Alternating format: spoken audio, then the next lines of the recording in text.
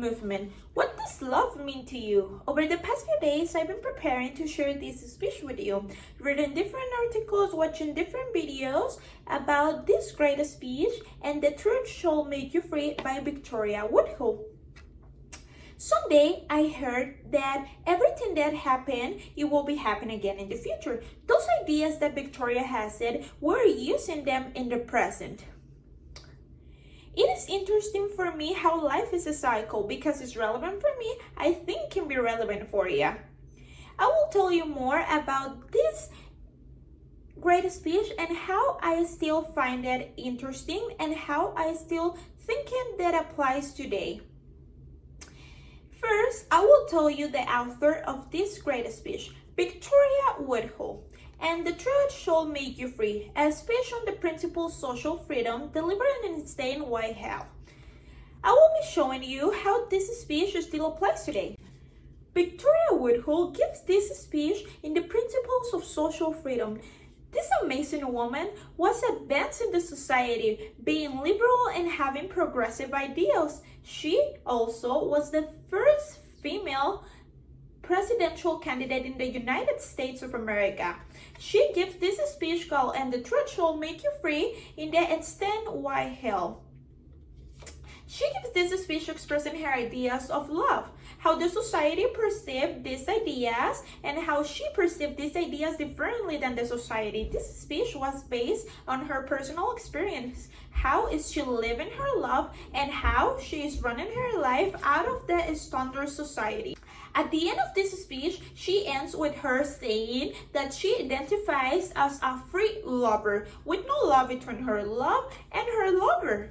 But let's talk about our understanding of relationships in today's society. As she has stated, yes, I'm a free lover. I have inalienable constitutional and natural right to love whom I may, to love as long or as short period as I can, to change that love every day if I please.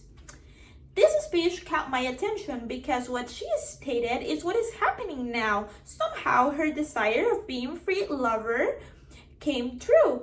Her work is having visibility in this era by leaving behind traditional expectations.